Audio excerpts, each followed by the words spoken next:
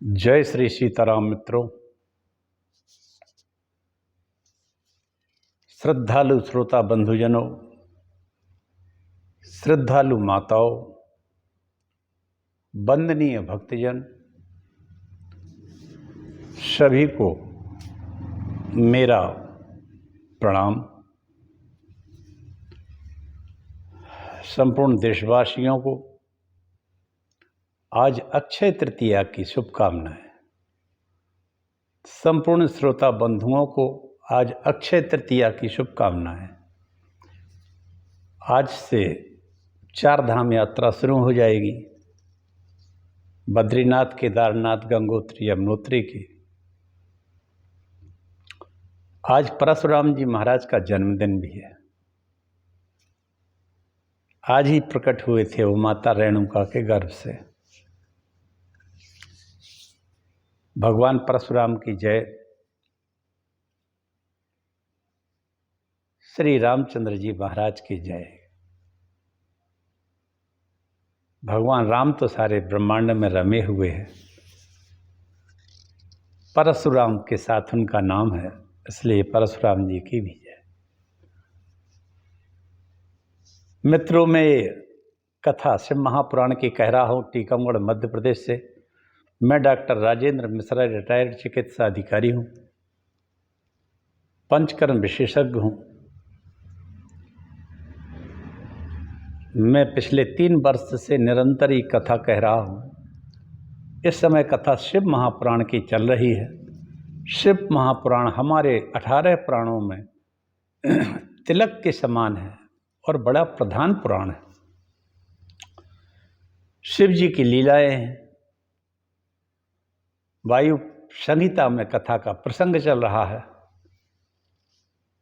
मेरा YouTube channel है हरि बोल डॉक्टर राजेंद्र मिश्रा। हरि बोल डॉक्टर राजेंद्र मिश्रा YouTube के चैनल पर इसको निकाल कर इसकी साइट पर जाकर आप पिछले मेरे सभी वीडियो देख सकते हैं। और आप सबसे मेरा अनुरोध है कि आप सब सब्सक्राइब जरूर करिए और आप संपूर्ण जितने भी मैं पुराण कहूँगा वो सब आप लोग सुनिए। कहीं कोई एक पैसा नहीं लगना है और ना ही आपका समय अलग से लगना है और ना कहीं किसी स्थान विशेष पर जाना है और ना ही किसी को आपको बुलाना है। आप यथारूप पूर्ण कथा को सुनिए और उससे लाभ पाइए और आनंद का अनुभव करिए। आप सभी को मेरा प्रणाम। संपूर्ण देशवासियों को अक्षय तृतीया को मैं बता दूं, अक्षय तृतीया शिव जी को अत्यंत प्रिय है। भगवान शंकर को अत्यंत प्रिय है अक्षय तृतीया के दिन। और आज अक्षय तृतीया को किया हुआ कोई भी पुण्य कार्य आपका कभी क्षरण कम नहीं होगा, उत्तरोत्तर बढ़ता रहता है। जैसे माता जगदम्बा का पाठ या सेवा, कभी उसका फल कम नहीं होता है। सभी मंत्रों का, सभी जप का, सभी तप का अंत हो जाता है। लेकिन याद रखिए मित्रों, आज मैं एक बात बताऊं, आपको पता होगी वैसे, कभी भी दुर्गा पाठ कभी भी उसका अंत नहीं होता है। जो जितना करता है, जैसा करता है, उसको उत्तरोत्तर उसका फल मिलता रहता है। बस करते रहिए। ये मैं नहीं कह रहा हूँ, ये भगवान शंकर ने दुर्गा सप्तशती के कीलक में कहा है। आप लोग पढ़ के उसको समझ सकते हैं। तो चलिए हम सब एक छोटा सा मंगलाचरण करते हैं रोज की भांति और उसके बाद में कथा कहूँगा। आज अक्षय तृतीया है, आप सब लोग सुनिए, छुट्टी का दिन है और परमात्मा की कृपा बनी रहे। संसार पूरा सुखी रहे। जय श्री राम। नमोस्तु रामाय सा लक्ष्मणाय दिव्य चित्तस्यै जनकात्मजायै। नमोस्तु रुद्रेन्द्रयमानिलेभ्यो नमोस्तु चंद्राग्नि मरुद्गणेभ्यः। जग मंगल गुण ग्राम राम के, दानी मुकुट धन धर्म धाम के।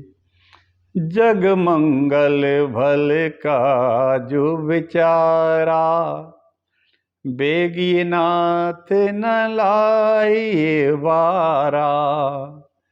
गंगा तरंग रमणी जटा कलापम, गौरी निरंतर विभूषित वाम भागम। नारायण प्रिय मनंग मदापहारम, वाराणसी पुरपतिम भज विश्वनाथम भज विश्वनाथम। अच्युतम केशवम राम नारायणम कृष्ण दामोदरम वासुदेवम हरिम। श्रीधरम माधवम गोपिका बल्लभम, जानकी नायकम श्री रामचंद्रम भजे। जीते जी है जग से नाता, इसके बाद न कोई निभाता। अंत समय में आता काम, सब मिलके बोलो जय श्री राम। जय श्री राम जय श्री राम। श्री राम जय जय राम। श्री राम जय जय राम।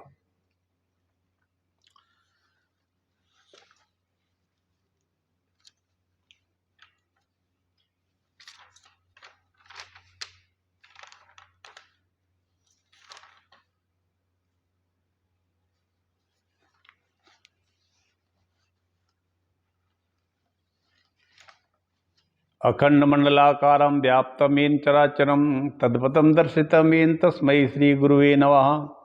वक्रतुंड महाकाय कोटि सूर्य कोटि समप्रभा, निर्विघ्नं कुरु मे देव सर्वकार्येषु सर्वदा। भवानी शंकर वंदे श्रद्धा विश्वास रूपिण्यो, याभ्यां नमस्पश्यन्ति सिद्धा स्वान्तास्तमैश्वरम्। नारायणं नमस्कृत्य नरं चैव नरोत्तमं, देवीं सरस्वतीं व्यासं ततो जयमुदीरयेत्। नमो देव्यै महादेव्यै शिवायै सत्तं नमः। नमः प्रकृति भद्राय नेता प्रणतः स्मताम्। तुलसीदास के पद कमल बारंबार मनाए, गुण गावम श्री राम के हनुमत होई सहाय। अयोध्या मथुरा माया काशी कांची अवंतिका पुरी, द्वारावती गेया सप्तैता मोक्षदायका। ये 7 पुरियां मोक्ष देने वाली हैं मित्रों, इसलिए जब भी समय मिले इनका स्मरण भी करना चाहिए, हो सके तो वहाँ जाना भी चाहिए। अयोध्या मथुरा का माया, माया माने हरिद्वार, काशी कांची अवंतिका उज्जैन, पुरी जगन्नाथपुरी, द्वारकापुरी, ये 7 पुरियां मोक्ष देने वाली हैं। माता जगदम्बा कहती हैं सब शिव जी से, प्रभु समरथ सर्वज्ञ शिव सकल कला गुण धाम। योग ज्ञान वैराग्य निधि प्रणत कल्प तरुणाम, विश्वनाथ मम नाथ पुरारी, त्रिभुवन महिमा विदित तुम्हारी। चर अरुण अचर नाग नर देवा, सकल करहि पद पंकज सेवा।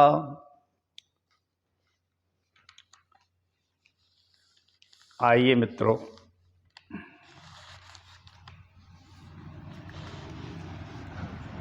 एक बहुत पहले हमने एक सूफी भजन टाइप का है, ये सन 48 में लिखा गया था,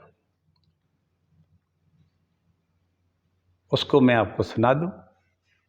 और ये सूफी भजन कोई फिल्मी भजन नहीं है, वास्तव में ये भजन ही है और शिव जी के लिए है।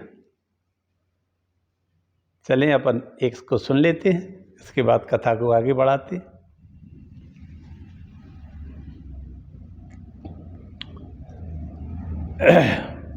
कोई साजवाज तो है नहीं, आवाज है, सुनिए आप, अच्छा लगेगा, नहीं लगे तो भी किसी का क्या जाता उसमें। तू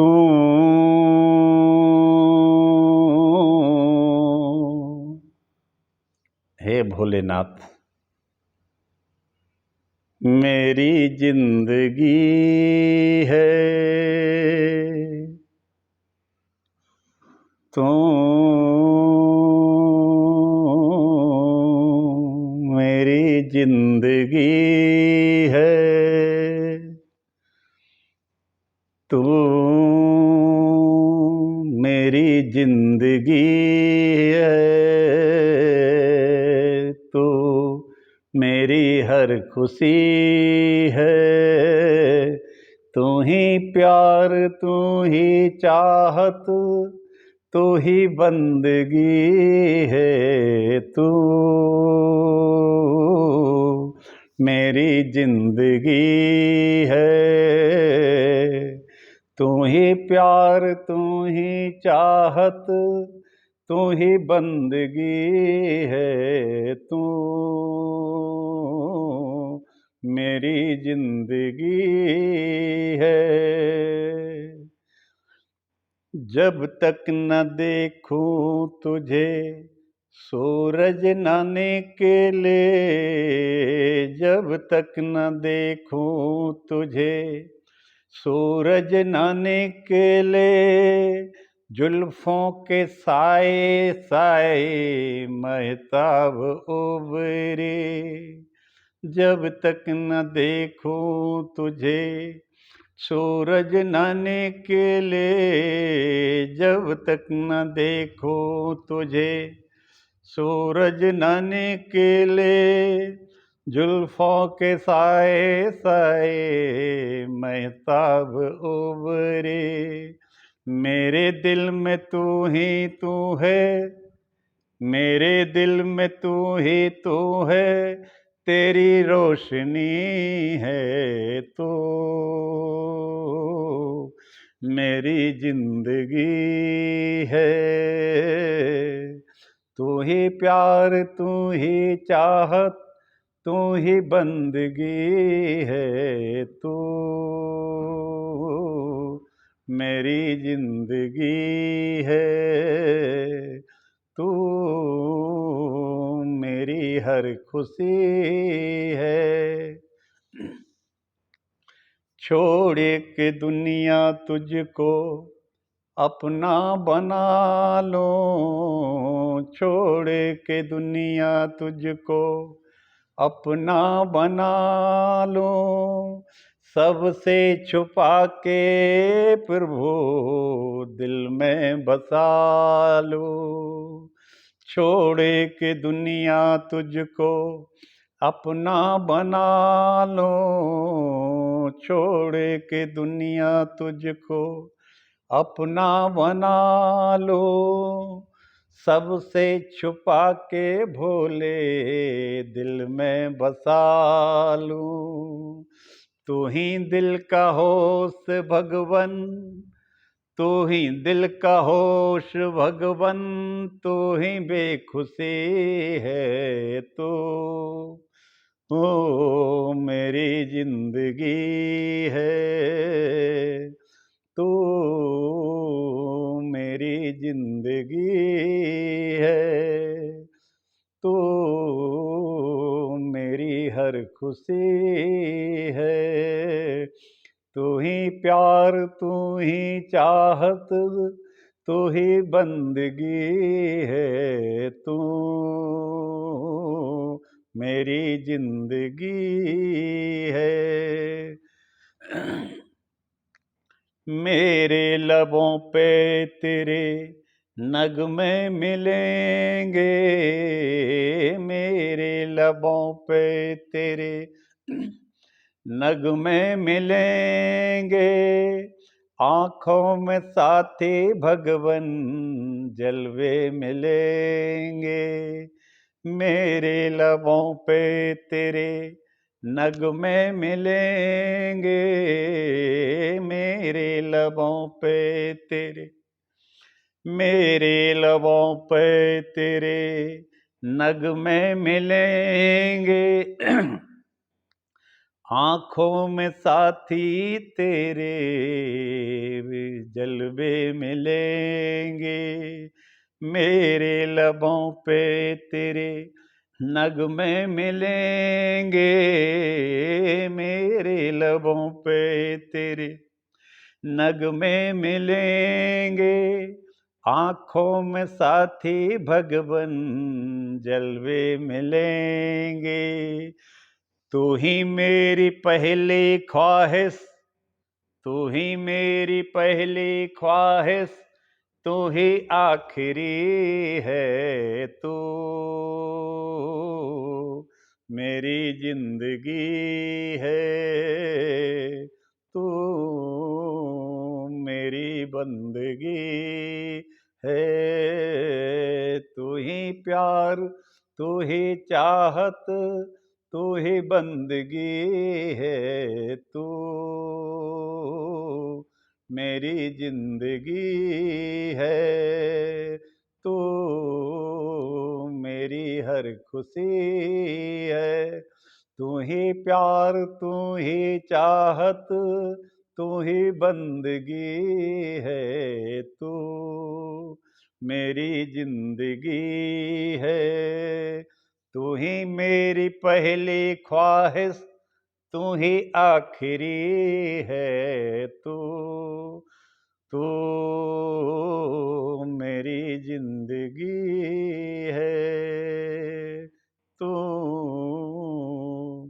मेरी हर खुशी है। इस भजन को काफी दिन बाद भारत में किसी फिल्म में इसकी तर्ज पे एक गाना भी बनाया गया था। वैसे ये जो है ये पाकिस्तान के एक राइटर हैं, उनका लिखा हुआ है। सन 1948 में लिखा गया था। चलिए, कल मैंने आप सभी को भगवान शिव की कथा सुनाई थी। भगवान वायुदेव कथा कह रहे हैं। वायुदेव ने कहा था कि अभी आपको पूर्ण ज्ञान नहीं हुआ है। देखो, ज्ञान दो प्रकार का होता है, परोक्ष अस्थिर, अपरोक्ष प्रत्यक्ष। उपदेश वाक्य का परोक्ष कहते हैं, अपरोक्ष श्रेष्ठ ज्ञान को कहते हैं। अपरोक्ष ज्ञान के बिना मोक्ष नहीं होता है, ऐसा विचार कर आप श्रेष्ठ अनुष्ठान की सिद्धि क्या यत्न करो। मित्रों, यहाँ तक कथा हो चुकी थी। आज पाशुपत योग को कहूँगा मैं। आप सब लोग सुनिए, ये योग बहुत ऊंचे स्थान में आते हैं, और यदि जिस किसी को ये सिद्ध हो जाए या भगवान की इन पर किसी पर कृपा हो जाए, तब फिर क्या कहना। वायुदेव ने कहा, भगवान का सिवाय या शिव बताया हुआ परम धर्म है, उसको श्रेष्ठ अनुष्ठान कहा गया है। यह 5 प्रकार का होता है, मोक्षदायक है। क्रिया, जप, ध्यान, तप और ज्ञान। ये मैंने कल कहा था आप लोगों से। क्रिया, जप, ध्यान, तप और ज्ञान, ये एक के बाद एक उत्तरोत्तर श्रेष्ठ होते हैं। इनको हमने बहुत विस्तार से भी कहा था। शिवजी का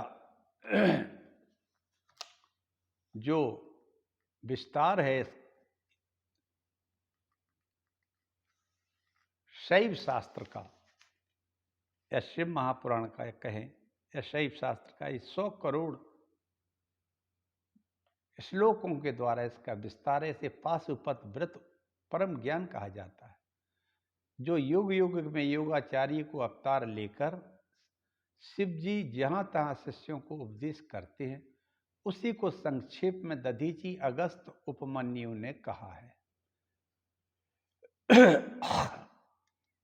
शिव के 8 नाम हैं, शिव, महेश्वर, रुद्र, प्रतामय, ब्रह्मा, संसार, वैद्य, सर्वज्ञ और परमात्मा। इन सब की कथा मैंने कल आपसे कही थी मित्रों, विस्तार से कही थी कि शिव के 8 नाम हैं, इनके सदैव जप करना चाहिए। इनका पहला नाम है शिव, दूसरा नाम है महेश्वर, तीसरा नाम है रुद्र, चौथा नाम है इनका पितामह, 5वां नाम है ब्रह्मा, 6वां संसार वैद्य है, सर्वज्ञ है 7वां और 8वां परमात्मा है। ये नाम शिव के प्रतिपादक हैं। शिव, महेश्वर, रुद्र, विष्णु और ब्रह्मा, ये 5 और शांत्यतीय पदई शिव शैवा, यहाँ से लेकर 3 यह 5 उपाधि के ग्रहण करने से शिव आदि की संज्ञा धारण करते हैं। उपाधि दूर होने से सब भेद निवृत्त हो जाता है। मित्रों, जब हम इनको अलग अलग उपाधियों में देखते हैं तो अलग सा महसूस होता है, और यही हमारे संसार में दिखाई देता है सबको। जब हम इन उपाधियों से निवृत्त हो जाते हैं तब इनमें ना हमें कोई भेद दिखाई देता है, सब जगह केवल एकमात्र शिव तत्व ही रह जाता है। जब हम अलग अलग उपाधियों में देखते हैं तो हमें कभी शिव, कभी महेश्वर, कभी रुद्र, कभी ब्रह्मा, कभी विष्णु इत्यादि 5 शांततीय पद दिखाई देते हैं। इनकी संज्ञा धारण करते हैं। उपाधियां दूर होने पर भेद से हम निवृत्त हो जाते हैं और एक ही पद रह जाता है भगवान भोलेनाथ का, शिव का। यह मैंने कल भी कहा था, आज भी मैं इसको थोड़ा थोड़ा कहता जा रहा हूँ। संसार वैद्य सर्वज्ञ परमात्मा ये 3 माया के अवलंब से होते हैं, 3 प्रकार की उपाधि से होते हैं। वचन से शिव का ग्रहण होता है। कालात्मा, परमात्मा आदि स्थूल और सूक्ष्म कहे जाते हैं।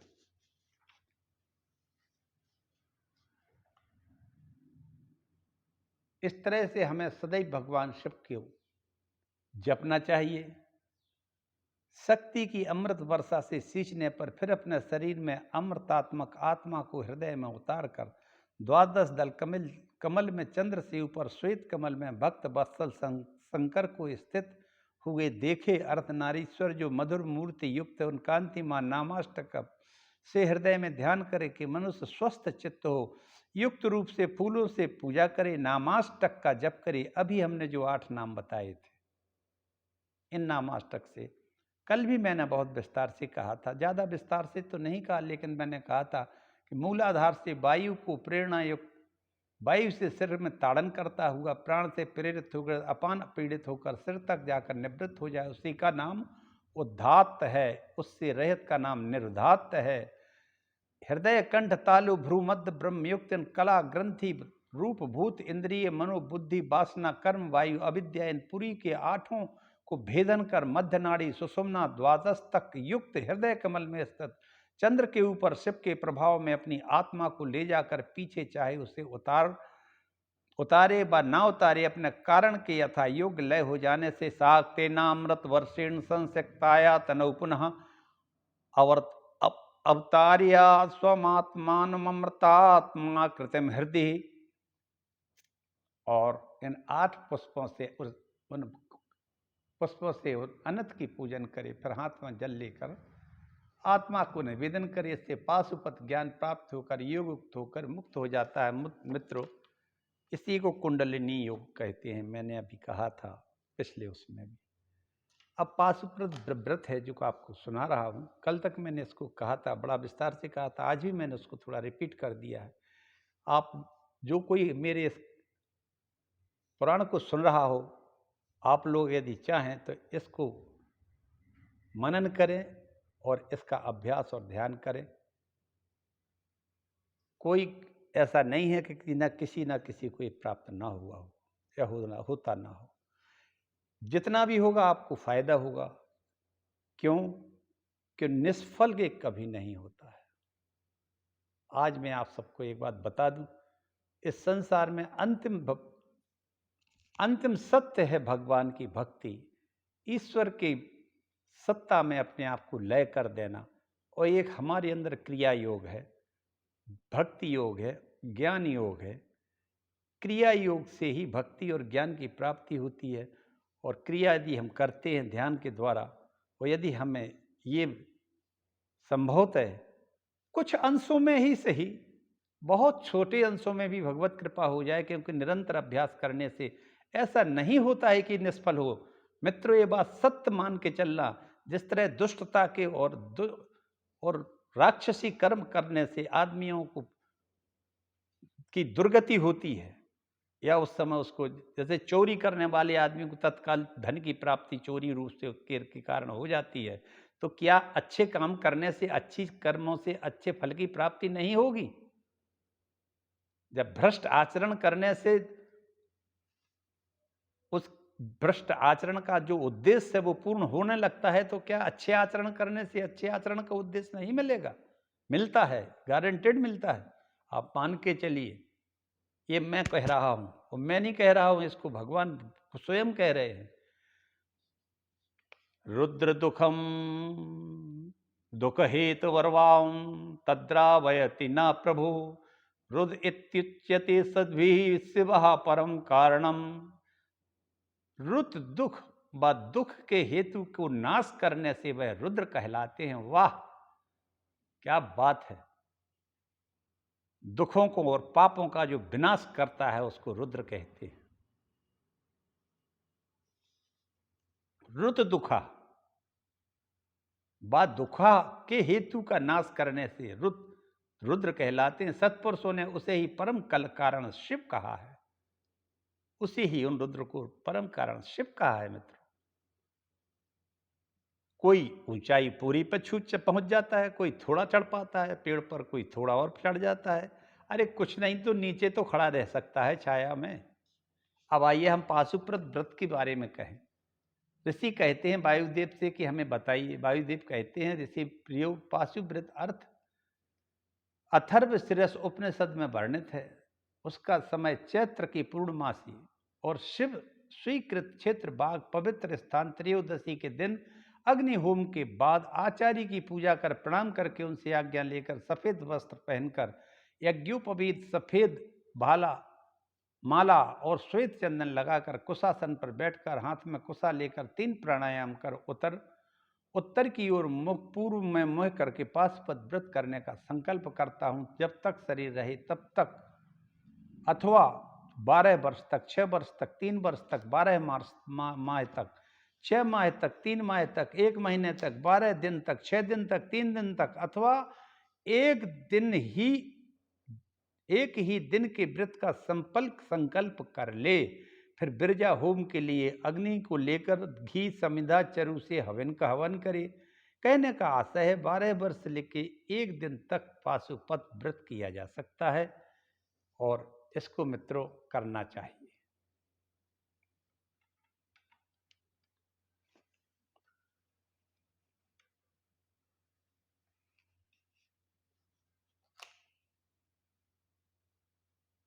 पंचाक्षर करो से हवन करे, मेरे शरीर में सभी तत्व शुद्ध हो जाए, ऐसा स्मरण करता हुआ पंचभूत तन्मात्राएं कर्मेंद्रियां कर्म के भेद 5-5 भाग त्वचादि 7 धातु प्राण वायु मन बुद्धि अहंकार गुण प्रकृति पुरुष राग विद्या कला नियति काल माया शुद्ध विद्या महेश्वर सदाशिव शक्ति शिव तत्व क्रम से जो 36 तत्व मैंने कल कहे थे उनके द्वारा फिर गोबर लेकर पिंड बनाकर अग्नि में रख दे। उस दिन व्रती हविव्यान्न खाए और चतुर्दशी के दिन प्रातः प्रथम दिन का कृत्य करके निराहार रहकर पर्व के दिन सब कृत्य कर होम के पीछे रुद्राग्नि को शांत कर भस्म को धारण करे। ततस्थ जटिलो मुंडी सिखई के जट एव चावा ततश्च जटिलो मुंडी सिखई कजट एव वा भूत्वा स्नात्वा तत्व वीत जलंजस चेत तस्यादिगंबरा। वाह! फिर जटाजूट या मुंडित या केवल शिखा मात्र धारण करके लोक लज्जा को त्याग कर दिगंबर हो जाए और कसाय वस्त्र चर्म चीर वस्त्र धारण करे। एक वस्त्र धारण कर ले, बलकल या मेखला धारण करके फिर पैर धोकर आचमन करके शरीर में अग्नि रति भस्मा फिर अपने शरीर में भस्म को धारण करे। मैंने पूरा ही कहा था।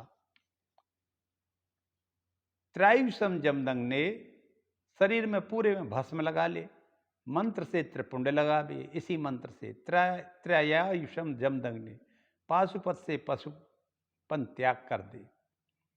हमारा शरीर पशुओं की वृत्ति जैसा है, इसलिए पाशुपत इस व्रत से पशु जो मन है, पशुपना है आदमी में, पशुपना क्या कहलाता है? पशुओं जैसा, जो केवल पशु अपने प्रजनन और पेट के लिए ही जीवन जीता है, इसके अलावा उसका कोई कारण काम नहीं। यह पशुत्व पर त्याग दे, तीनों संध्याओं में इस व्रत को धारण के सनातन महादेव की पूजा करे। रुद्र अग्नि का जो परम वीर्य है वही भस्म कहलाता है। ये भस्म जो है ये क्या है? ये अग्नि, रुद्राग्नि जिसको कहते हैं, उसका भस्म वीर्य है जो ये भस्म कहलाता है। जो पुरुष भस्मनिष्ठ है उसके सभी दोष दूर हो जाते हैं। भस्म जो स्नान करके, भस्म स्नान आदमी को पवित्र कर देता है। ये सत्य है मित्रों, मैंने भी इसको करके देखा है। भस्म लगने के बाद पूरे शरीर में जब भस्म लगा लेता है आदमी, मैंने दत्त के अखाड़े पर कुंभ में सिंह द्वार के पास नागाओं के बीच में रहकर भस्म धारण किया था। और जब मेरी अवस्था अधिकतम 25 वर्ष की थी, अब मैं 70 वर्ष का हो गया।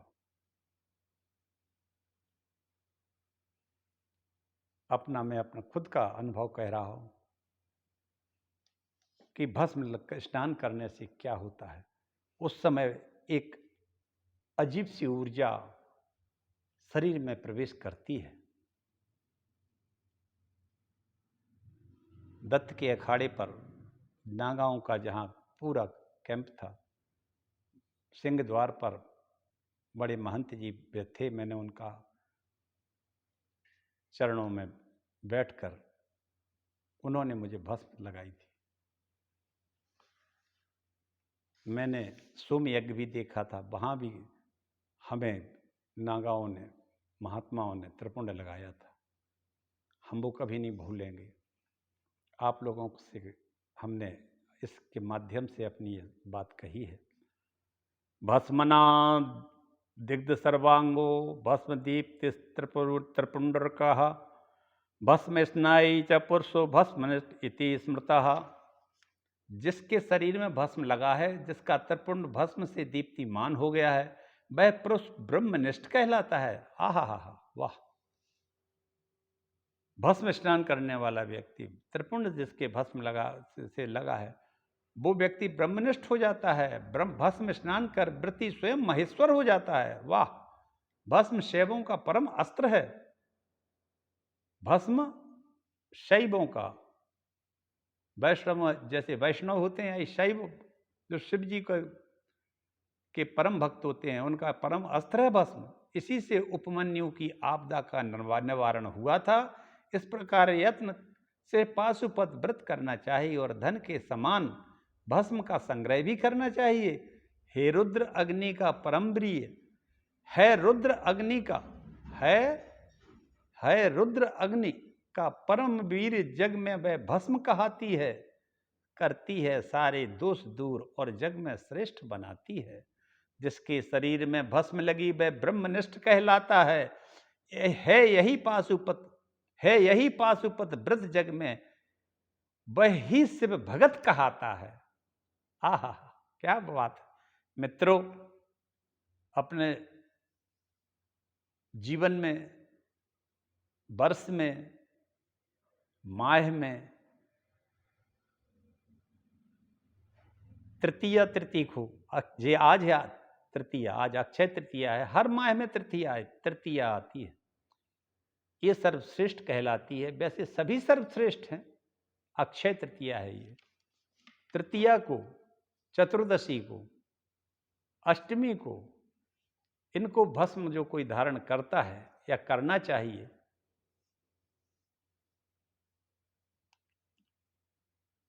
वो पाशुपत व्रत में आ जाता है।